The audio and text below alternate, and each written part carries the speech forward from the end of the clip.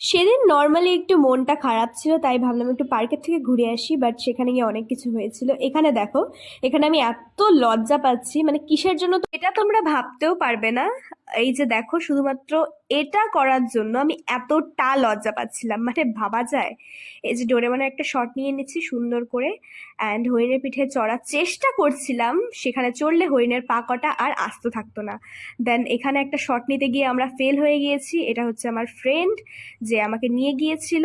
আর এটা হচ্ছে ভিডিওগ্রাফির মানে পরিণাম, এটা হচ্ছে আমাদের ভিডিওগ্রাফি।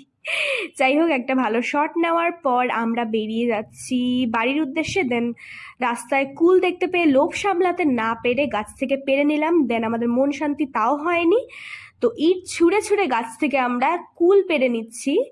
অ্যান্ড কুল খেয়ে আমরা চলে যাচ্ছি ফাইনালি বাড়ির উদ্দেশ্যে। গিয়ে আমি খেয়ে নিলাম সিদ্ধ ভাত, যেটা আমার মোস্ট